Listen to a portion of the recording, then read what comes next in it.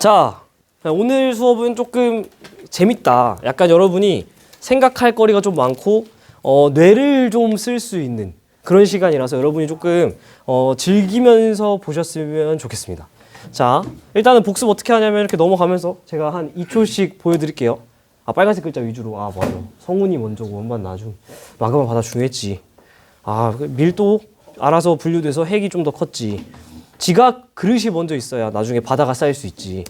그 다음에 요표 중요했지. 가만히 있는 건 질소였고 꼬라박는 거 이산탄소인데 왜 꼬라박았다? 바다에 녹거나 또 광합성을 하거나, 그죠? 왜 산소가 또 늘었다? 광합성을 하니까. 이거 디테일이 좀 있는데 슬슬 기억 안 나네? 시험 기간에 좀 봐야겠네. 방사성 원소의 붕괴열. 일단 지구 내부 에너지, 지구 내부에 저장되는 연 에너지인데 그게 이렇게 덜 식은 거, 중력 수축, 방사성 원소 붕괴열 3개가 있었는데 그 중에서 방사성 원소의 붕괴열은 화강암 대륙제가 제일 많았고 그 다음 현무암 해양지가 그냥 가나만 순이었는데 실제로 에너지를 재봤더니 지각 연료량을 하는 걸 통해서 해양지각이 더 많더라. 왜 그럴까? 방사성 원소 자체는 대륙적이 많지만 해양지각은 얇아서 아래서 열을 받는구나. 여기 슬라이드는 그냥 재밌는 슬라이드였죠. 시추를 하려고 봤더니 5km당 133억 보다 돈이 더 많이 들 수 있다. 지진파가 좀 중요했다. 그죠? 진원, 진앙 중요하고 이 슬라이드가 제일 중요하죠. P파는 종파라고 얘기하고 나란하고 속도 제일 빠르고 프라이머리니까 고액기 다가고 S파는 횡파고 이렇게 흔들리는 S자 모양 흔들리는 애고 그래서 수직하고 속도는 세컨더리 2위고 고체만 통과한다. 요게 이제 오늘 좀 중요하게 우리가 다뤄질 내용이고요. 세 번째 표면파는 제일 늦게 오는데 대신에 어떤 특징이 있었죠? 보시면 알겠지만은 제일 많이 흔들리죠. 그러니까 제일 파괴 정도는 누가 제일 세다? 표면파가 제일 세다. 순서는 그럼 어떻게 되는 거다? 프라이머리 P, 그 다음 세컨더리 S, 그 다음 표면파 도착. P파가 도착한 요 시기가 지진 발생 시기였다. 그쵸? 아니요. 아니다. 지진 언제 생긴 거죠? 네. 저 더 앞에 뭐 생겨가지고 달려오다가 이제 이렇게 도달한 거지. 얘가 오늘 좀 우리가 디테일하게 볼 겁니다. PSC. PSC는 우리가 지금 P파가 빨라요? S파가 빨라요? 프라이머리는 P가 빠르죠. 그러니까 어떤 거리가 있을 때 두 개 사이에 딜레이가 생기죠. 누가 먼저 와요? P가 프라이머리가 먼저 오고 그 다음 S가 오죠. 그럼 그 둘 사이에 시간 딜레이가 생기는 그걸 뭐라 그런다? 우리가? PSC라고 하고 걔는 어떻게 구하는 거죠? S파 도착 시간에서 P파를 빼야 되는 거예요. 이게 종종 여러분들 실수하는 게 PSC니까 P파 도착에서 S파 도착이라고 순서대로 가버리는 분들이 있는데 먼저 온 애를 빼줘야 돼요. 먼저 온 시간을. 예를 들면은 여기가 1시 도착이고 여기 1시 3분 도착이면 1시 3분에서 1시를 빼야죠. 그러니까 PSC는 3분인 거죠. 이해되죠? 1시에서 3분, 1시 3분을 빼면 마이너스 3분이란 말도 안 되는 숫자가 나오잖아. 그러니까 PSC는 S에서 P를 빼는 거다. 됐죠? 얘는 어떤 특징이 있다 그랬죠? 진원으로부터 멀어지면 내가 이 PSC가 길어진다. 기억나요? 이 딜레이가 점점 더 커진다는 거지. 내가 그 지진으로부터 생긴 그거를 오늘 조금 더 수식적으로 보는 건데요. 여러분이 수식에 대한 이상한 공포심이 있는 것 같은데 지원 때도 말씀드렸지만 수직은 굉장히 고마운 친구예요. 왜냐하면 원래 줄글로 길게 써야 될 걸 깔끔하게 그냥 기호로 쓸 수 있게 해주잖아요. 그래서 오히려 깔끔해지거든요. 그래서 여러분 쫄지 말고 한번 보세요. 앞에서 말씀드린 PSC를 그대로 그냥 컨트롤 C, 컨트롤 V 한 겁니다. 그 상황을 한번 제가 설정을 해볼게요. 요거는 뭘까요? 진원일까요? 진앙일까요? 진원이죠. 지진이 진짜 생긴 그 지점. 진앙은 뭐예요? 이렇게 올린 거. 여기가 진앙이죠. 지표면 상 위에 있는 거. 요거는 우리가 관측소, 우리가 있는 곳이라고 해봅시다. 그러면은 이 진원이 우리로부터 얼마나 떨어져 있는데 그게 지진의 근원까지의 거리, 그래서 진원거리라고 하는 거 이해돼요? 그럼 진원거리랑 진앙거리는 똑같겠다. 그죠? 아니지. 진원거리는 이거고. 진앙거리는 이거지요. 여기까지. 요게 진앙거리고 요게 진원거리고 그럼 요거는 진원의 깊이겠지.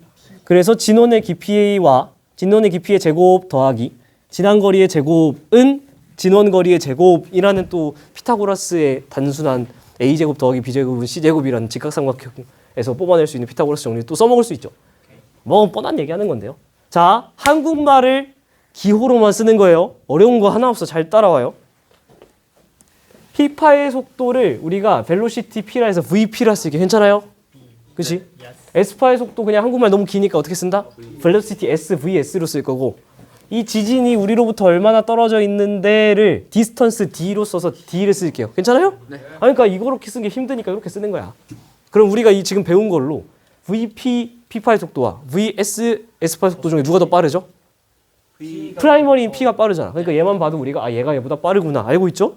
자, PSC를 한번 구해 볼게요. PSC는 뭐 도착 시간에서 뭐 도착 시간을 빼는 거죠? S 도착 시간. 그치, S 도착에서 나중에 온 S 도착 시간에서 앞에 온 P 도착 시간을 빼줘야 그만큼의 딜레이가 나오죠. 괜찮지? 그럼 S파 도착 시간에서 P파 도착 시간을 뺄 건데 S파 도착 시간 어떻게 구할까? 시간은 속도분의 거리잖아요. 내가 갈 거리를 속도로 나눠주면 시간이 나오잖아. 그러면은 S파가 여기서 빵 출발해서 요만큼의 거리 D를 갈 거야. 얼마만의 속력으로? S파니까 VS로. 그러면은 S파 도착 시간은 뭐예요? 거리 D를 VS로 나눈 거잖아. 괜찮아요? 얘에서 뭘 빼? P파 도착 시간. 그러면 마찬가지로 같은 거리 D만큼 가는데 P파는 VP라는 속도로 가지. 그럼 D 나누기 VP 인정? 그러면은 PSC 빨간색은 결국에는 VS분의 D 빼기 VP분의 D인 거 인정? 이거 두 개 바꾸면 돼, 안 돼? 안 된다. 뻔하다. 이런 거 나오는 거죠. 그죠? 근데 우리가 지금 궁금한 건 우리가 서 있는 요 지점으로부터 지진이 발생한 진1까지 거리가 궁금한 거죠. 그러면 이 식을 빨간색 식 있잖아. T는 이거. 뭐에 대해 정리하면 좋을까? 우리가 궁금한 D에 대해 정리하면 되잖아. 그럼 여기 D로 묶어주면 통분해가지고 넘겨주면 되지. 한 번 정도는 정리해보세요. 그럼 이런 식이 나와요. 그러니까 뭔 얘기냐면 이 식의 의미는 내가 어떤 자료를 딱 받았어. 어떤 자료를 요 자료를 딱 받은 거지. 근데 만약에 P파의 속력을 알고 문제에서 줍니다. P파의 속력을 알고 S파의 속력을 알면 문제에서 줍니다. 그리고 앞에서 우리가 그 떨리는 걸 통해서 PSC를 읽어내면 되지. 그럼 P파를 알고 S파를 안 다음에 읽어내기만 하면 내가 지금 나를 지금 떨게 하는 이 지진이 얼마의 거리에서 왔는지를 알 수 있다는 거지. 이게 의미예요. 얘가 중요한 거야. 원래 여러분 지투하실 분이면 당연히 수식을 외워야 됩니다. 근데 지금 우리가 그 정도로 가자는 게 아니잖아. 이 식의 의미가 뭐라고? P파의 속력과 S파의 속력 문제에서 준다고. 근데 그거를 안다라는 가정할 때 우리가 앞에서 요 그림에서 PSC를 읽어낼 수 있었잖아요. 그치? 이 앞전 슬라이드에서 PSC 읽어낼 수 있잖아. 사실 좀 더 엄밀하게 들어가면 이 왼쪽 아래에 있는 주시곡선 그래프라는 걸 해석하면은 P가 먼저 오고 S파가 나중에 와서 요 둘 사이의 딜레이가 사실은 PSC인데 얘까지는 우리가 디테일하게 안 가더라도 PSC를 읽어내기만 하면은 중요한 포인트는 뭐다? 나를 지금 떨게 하는 이 지진이 어디서부터 왔는지 어느 정도 거리 떨어져 있는지를 알 수 있게 해주는 식이다. 아시겠어요? 그렇구나. 원래 여러분이 지투하실 분들이면 지금 여기 보세요. 저기 아래 써놨죠? 주시곡선 해석, 그래프 해석 문제가 진짜 미친 듯이 등장하거든요. 얘가 킬러로 등장해. 그리고 이 식을 모르면 여러분은 내가 미적분 선택했는데 근해 공식 모르는 거랑 똑같아요. 그 정도로 정말 기본적인 식인데 지금 우리는 진로 시간이니까 그렇게 디테일하게는 가지 않겠다. 됐죠? 자, 이제부터 재밌어. 여기 혹시 뭐 컴공 관심 있는 사람? 혹은 전전, 뭐 인공위성 이런 거 관심 있는 사람? 이런 분들은 한 번쯤 들어봤을 텐데 우리가 지금 이 핸드폰에서 GPS를 받아서 쓰잖아요. 그죠? 위치를 결국에는 설정을 해주는 거잖아요. 그러면 이 위치를 설정하기 위해서 인공위성은 최소 몇 개 필요할까? 혹시 상식으로 들어본 사람? 그렇죠. 3개. 사실 엄밀히 말하면 시간값 보정까지 하면 4개가 필요하거든요. 근데 여러분이 지금 할 거는 지진이 어디에서 발생했는지, 즉 진원을 찾고, 진원을 찾으면 사실 뭘 같이 찾는 거죠? 그대로 올리면 진앙을 찾는 거잖아. 이게 진원과 진앙을 찾는 작업을 할 건데 얘를 지진으로 생각하면 뒤지게 재미없어요. 근데 여러분 핸드폰 들고 있는 이 핸드폰의 GPS 설정 방법도 얘랑 똑같습니다. 지금 재흥이가 말한 것처럼 3개가 필요해요. 왜 3개가 필요하냐면 그냥 뭐 설명을 그냥 간단하게 가면은 우리가 3차원 공간에서 사니까 그래요. 심플하게 설명하면. 잘 생각해 보세요. 지금 우리가 해가지고 이 식으로 결국엔 알아낸 건 뭐죠? 이 지진이 우리부터 얼마나 멀리 떨어져 있는지. 예를 들면 막 때려서 계산했는데 1km가 나왔다 쳐. 근데 사실은 1km 바깥에서 지진이 발생했어요 라는 정보로 알 수 있는 건 우리 뭐밖에 없죠? 이 지진이 우리로부터 1km짜리 구체 표면 어딘가에서 발생했어요 밖에 모르잖아. 정확한 진원의 위치를 찾을 수 있어요, 없어요? 못 찾지. 그죠? 최소한 이건 알 수 있죠. 구에서 위쪽 반구는 아니겠지. 하늘에서 뭐 지진이 생겼을 건 아니잖아요. 우리가 흰수염도 아니고 시공간을 어떻게 쳐, 그죠? 그러니까 아래쪽 반구 1km 어딘가에서 생겼다는 것만 알지. 하지만 정확한 위치를 알아 몰라? 모른단 말이에요. 그래서 어떻게 해야 되냐면 또 다른 관측소의 정보들이 필요한 거야. 만약에 예를 들어서 하나짜리 구가 있어. 근데 거기다가 또 다른 관측소의 정보인 또 다른 구를 만약에 붙인다 쳐. 그러면 여러분 생각해봐요. 이 정도 생각은 할 수 있는지. 구 두 개가 붙으면은 겹치는 지점이 뭐가 생겨요? 원이 생길 겁니다. 조랭이 떡 생각해봐. 떡국에 들어있는. 원이 하나 생길 겁니다. 그러면은 내가 관측소 정보 하나만 더 붙으면 뭘 알게 되는 거죠? 아까는 구 표면상 어딘가였는데 정보가 두 개라면 원 위라는 거를 알 수 있게 되면서 굉장히 줄어들게 되죠. 표현이. 근데 지금 원 위도 사실은 우리가 특정할 수 없잖아. 그러니까 어떻게 하는 거냐면 구 두 개 합쳐서 원 하나 나오지. 여기다 하나 더 붙이면 1번, 2번에서 생긴 원 하나랑 1번, 3번에서 생긴 원 하나랑 2번, 3번에서 생긴 원 하나가 생기면서 원이 겹쳐지는 점 딱 두 개가 나와요. 이해돼? 근데 이 두 개 중에 지진은 하늘에 생길 수 없으니까 하나. 인공위성은 공간이기 때문에 여기서 이제 추가적인 보정을 위해서 네 번째 인공위성이 필요한 거예요. 이해돼요? 방금 나 소름 돋았어. 내가 가르치면서. 이해돼요? 그래서 지진파의 관측소는 몇 개 필요하다? 3개 필요하다는 거예요. 나 잠깐만, 나 화장실 좀. 내가 하고 지금 약간 이해됐어요? 그래, 이게 근데 지진도 똑같다. 인공위성도 똑같다. 그죠? 그래서 잘 봐요. 여러분이 이거 눈 크게 뜨고 봐야 되는데 색깔 통일시켜놨어. 소름 돋아. 여기 앞에서 진원거리는 무슨 색깔이죠? 초록색 D로 표현했잖아요. 그래서 그렇게 해서 우리가 구해낸 건 A 관측소에서 봤을 때 정확히 요만큼 진원으로부터 요만큼 떨어져 있어요라는 거잖아요. 그러니까 사실 우리를 기점으로 해서 이 구 표면에 있는 모든 지점까지의 거리는 사실 다 초록색 진원거리 D죠. 이해되시죠? 그래서 사실은 요거나 얘를 위에서 내려다본다면 P 요거밖에 안 되는 거지. 요게 다 똑같은 초록색이야. 근데 이 A 관측소랑 B 관측소랑 싹 합치면 뭐가 만들어진다고요? 원이 만들어지는데 그 원이 이건 거야. 이 원이 만들어지는데 이 원의 지름이 정확히 관측소로부터 이었을 때 수직이등분돼요. 이거는 수학이에요, 그냥. 그래서 얘랑 얘가 만든 원 요거를 위에서 보면 뭘로 보일까요? 빨간색 선으로 보이겠지. 그러니까 빨간색 선이 여기 있는데 중심으로부터 그 선까지 딱 내리면 그게 정확히 수직 이등분이 되고 그건 수학적 원리니까 기하 시간에 공부하시면 되고. 됐죠? 그래서 사실은 이 빨간색 선은 요렇게 되는 원의 지름이 되는 거고. 그죠? 여기까지 따라왔지? 그리고 이 원의 지름이 요거잖아? 얘가 정확히 수직 이등분 되기 때문에 반지름은 빨간색 선의 몇 배인 거죠? 2분의 1배인 거죠. 그러면은 빨간색 선의 절반을 우리가 분홍색이라고 한다면 분홍색 선, 여기도 분홍색 선, 여기도 분홍색 선 되는 거 인정? 왜냐면 반지름이니까. 그래서 결국엔 내가 서 있는 곳에서 빨간색 선으로 수직 이등분을 내리고 그럼 빨간색 선의 2분의 1짜리의 거리는 수직 이등분 내린 그 점으로부터 파내려 갔을 때 진원이 있는 깊이라는 거지. 이해돼요? 얘가 이해가 안 되는 분은 슬라이드 1, 2, 3로 친절하게 설명해놨거든요. 이거 보시면서 영상 찬찬히 한 번만 이해하면 어려운 거 없어. 그래서 복습 한 번 시켜드릴게. 이 그림에서 봐봐요. 빨간 선을 지름으로 한 원상에 이제 진원이 위치를 하는 건데 여기에 세 관측소의 결과를 아까 합쳐 조랭이 떡을 3개 붙인다 그랬잖아요. 떡 3개를. 그러면은 여기 하나, 여기 하나, 여기 하나 하면서 하나의 지점인 진원과 걔를 끌어올린 진항이 딱 잡혀요. 오케이? 그 상태에서 기하적인 분석을 한번 해보면 중심으로부터 빨간색 선으로 싹 내리면 그게 정확히 기하학적 원리의 수직 이등분이 된다. 이걸 위에서 본 거랑 같이 봐야 돼. 천천히 초록색 진원거리, 진원거리, 진원거리. 얘를 위에서 보면 이 진원거리 2개밖에 안 보이겠지.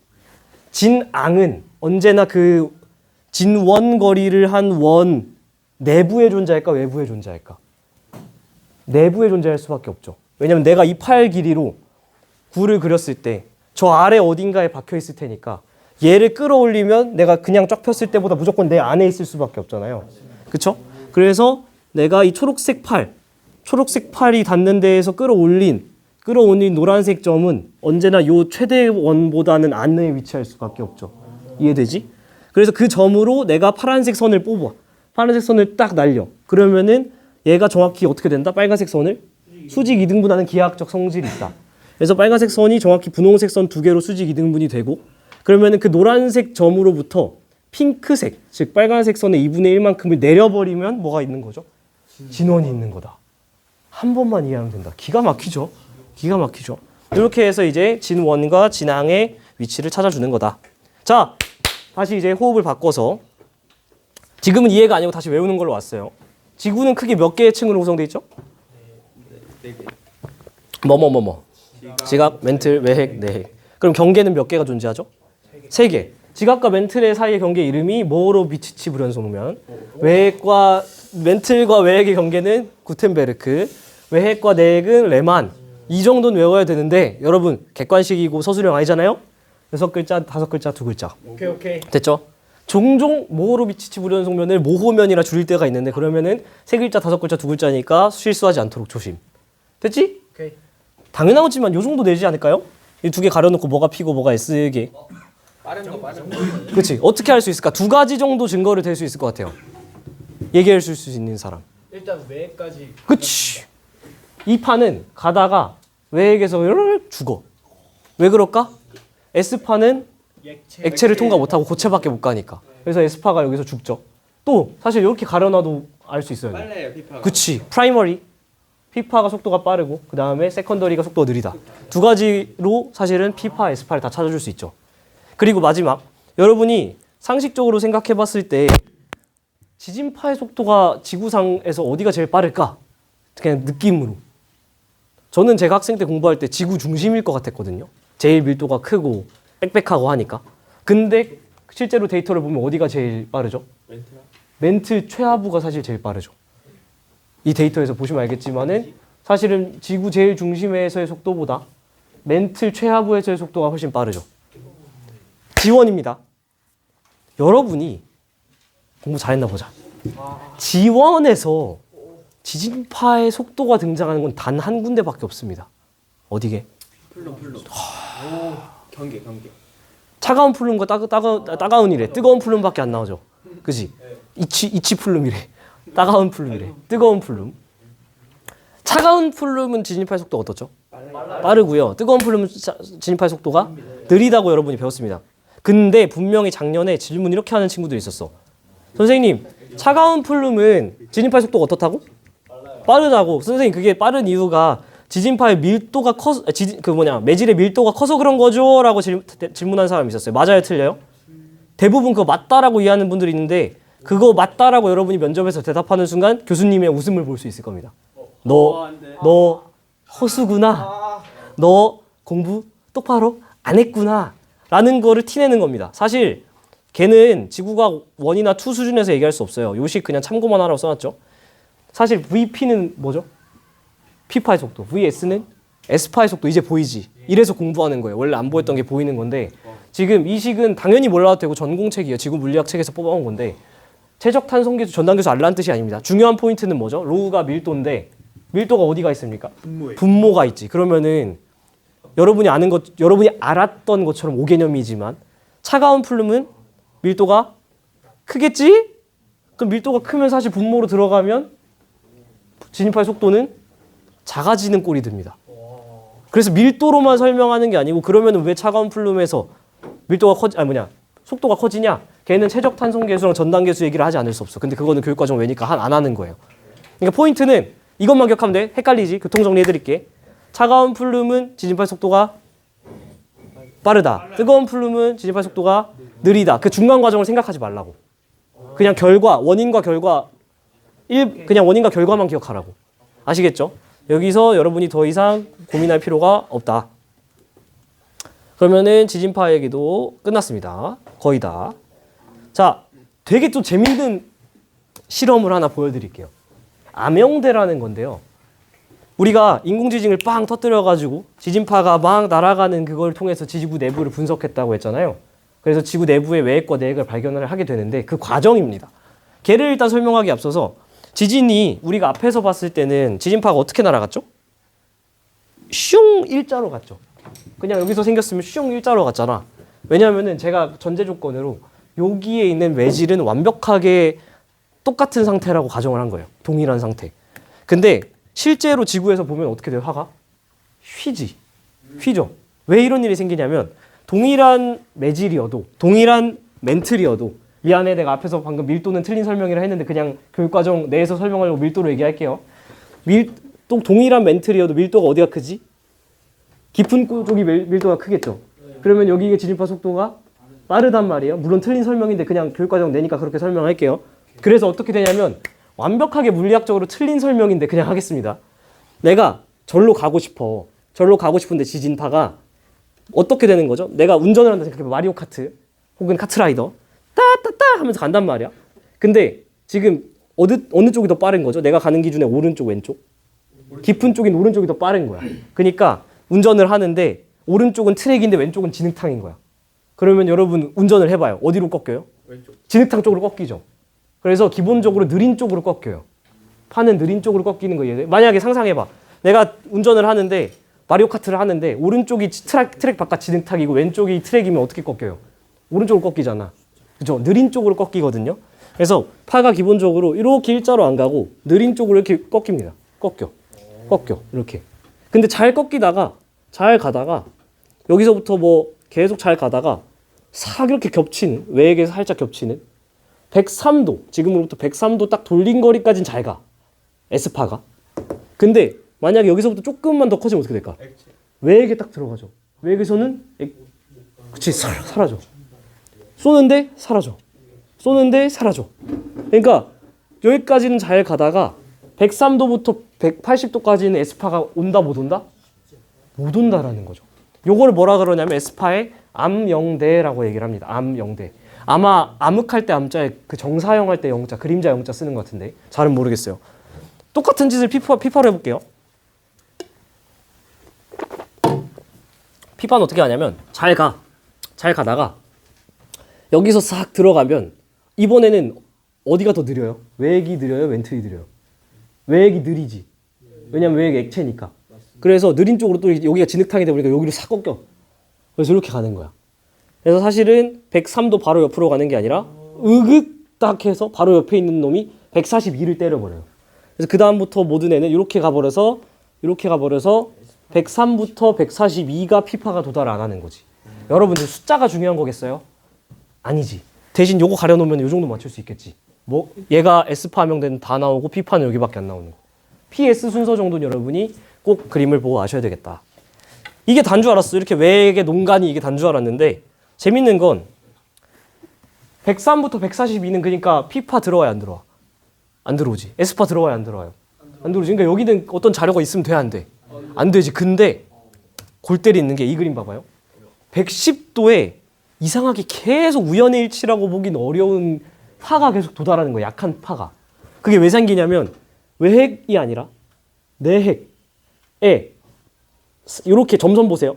이렇게 살짝 겹쳐서 이렇게 오는 애는 110도를 갈 수 있다는 거야.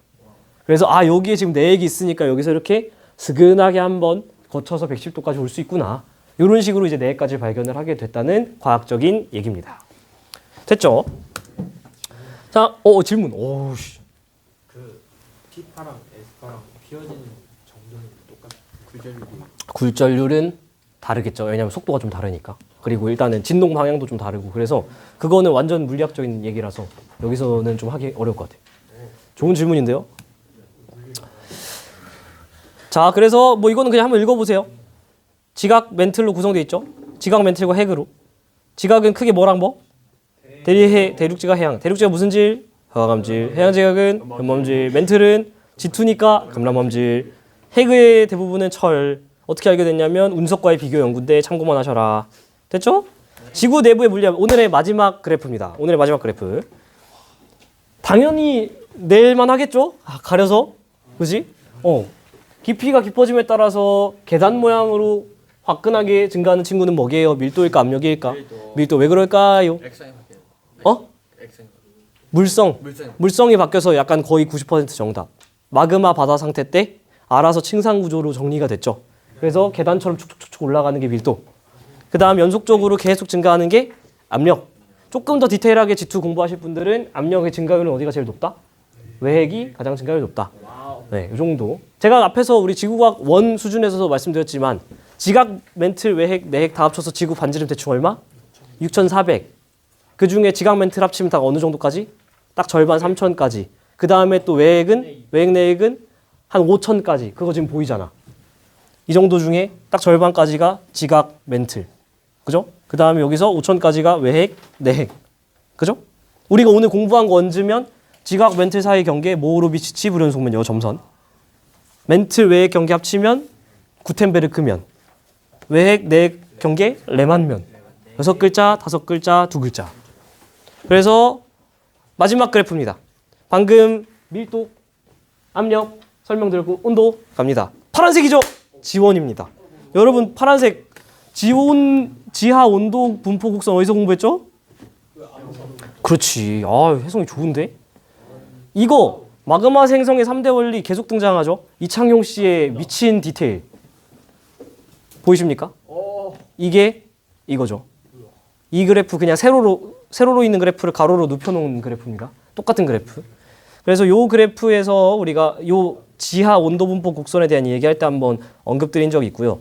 또 지하 온도 분포 하면은 떠오르는 게 아주 중요한 게 바로 여기죠. 그치. 살짝 녹아있는 100km에서 400km 정도 깊이에 있는 뭐? 연약권. 암석권 아래에서 살짝 녹아서 부분 용융 상태로 살짝 녹아서 뭘 한다? 녹아있으니까 대류를 하고 그러니까 지진파가 느리게 간다라는 거. 지금 지원하는데 졸고 있으면 큰일 나지. 그죠? 여러분이 이 연약권이 부분 용융이라고 생각해서 즉 대류를 한다 생각해서 굉장히 야들야들하다 생각하는데 제가 이거 영상에서 한번 말한 적 있어요. 뭐 얘기하면서 들었죠? 아, 훌륭합니다. 봐봐. 입안 뚝뚝 나오잖아. 문제풀이 영상에서 한번 얘기한 적이 있는데요. 그 옛날 고기출입니다. 지구과학 옛날 지구과학이래. 국어 비문학 기출입니다. 한 15년도쯤 기출인 것 같은데 잘 보세요. 보시면은 거기에 뭐가 나오냐면 폐교에 있는 옛날 학교에 있는 유리의 단면을 얘기하는 점성과 유동성에 관련된 비문학 지문이 있습니다. 찾으시는 분은 혹시 뭐 댓글 같은 걸 남겨주면 참 좋을 것 같은데 그 폐교에 있는 유리의 단면을 보면 여러분 저 유리 지금 고체, 액체, 기체 뭐죠? 당연히 고체지. 근데 걔 단면을 보면 당연히 어떻게 생겼을까? 이렇게 생겼을 거 아니에요, 일자로. 근데 옛날 학교, 폐교, 오래된 건물의 유리를 보면 어떻게 돼 있을까요? 애가 깨져 있는 거 말고, 깨진 유리 청력거 말고, 이렇게 돼 있다라는 거예요. 왜 이럴까? 유리가 흘러내렸다라는 거지. 중력에 의해. 그러니까 유리도 사실은 고체지만 유동성을 갖고 있어요. 근데 이 유리의 유동성을 수치로 표현했을 때 그 숫자, 그 수치보다 연약권의 수치가 더 낮습니다. 그러니까 유리보다 덜 흐르는 고체라고. 그러니까 여러분이 연약권이 무슨 막 진짜 막 말랑말랑 땅콩버터, 피넛버터라 생각하는데 그렇지 않고 거의 고체, 여러분이 실제로 보면은 얘가 유동성이 있어? 라고 생각할 정도의 고체라는 거예요. 이해되세요? 이런 얘기를 했던 부분인데 자, 이 그래프 보겠습니다. 지각, 멘틀, 외핵, 내핵. 우리가 지금 지구 내부의 물리량을 공부하면서 그 지각, 멘틀, 외핵, 내핵이 어떤 걸로 구성됐는지 걔네들의 밀도는 어떻고 압력은 어떤지를 공부했잖아요. 그러면 이건 껌이야. 계산하면 돼. 그 조건에서 그 해당 조건에서 그 구성 물질이 어느 정도 온도에서 녹을 수 있는지 즉 용융곡선 지원에서 등장했던 그 개념 용융곡선 그려주는 건 껌입니다. 그리고 사실 우리 지하 온도 분포 곡선은 그냥 측정하고 예상하면은 실선으로 그냥 뽑아낼 수 있죠. 우리가 실제 어떤 온도인지. 그래서 봐봐. 멘틀 봐봐요. 우리가 갖고 있는 온도는 이만큼인데 녹으려면 이 점선만큼의 온도여야 돼. 그러면 지금 상태는 뭐죠? 고체. 그래서 멘틀이 고체. 외핵은 우리 온도는 지금 실선인데 녹으려면 점선만큼의 온도만 있으면 돼. 그럼 외핵은 무슨 상태? 액체. 그래서 외핵이 액체. 마지막. 내핵은 지금 우리 온도는 실선인데 녹으려면 점선만큼 돼야 돼. 그러면은 지금 내핵은 고체라는 거죠. 근데 골 때리기 재밌는 게 어디다? 여기. 지금 우리가 갖고 있는 실선 온도와 점선 녹을 수 있는 온도가 살짝쿵 접해 있는 데가 있어요. 여기가 뭐다? 약 100kg부터 400kg까지 녹아 있는 부분 용융 상태인 연약권. 그래서 대류가 일어날 수 있고, 그래서 위쪽에 얹혀 있는 약 100kg의 판을 움직일 수 있게 하는 원동력이 되며, 그 친구는 지진파가 느리게 관측되는 경향이 있다. 그게 보시면 알겠지만 줄글로 연약권, 부분 용융, 지진파 저속도층 키워드만 뽑아내면 사실 제가 지원에서 알려드린 거 그대로죠. 말했잖아 그때. 지원에서 연약권에 대해서는 딱 이 정도만 알면 끝입니다. 실제로 여러분이 공부 겨울방학 동안 해보셔서 알겠지만 그 이상 안 물어보잖아요. 그렇죠? 그래서 딱 이 정도 하시면은 여러분이 오늘 수업은 마무리해도 될 것 같습니다. 고생하셨습니다. 뿅.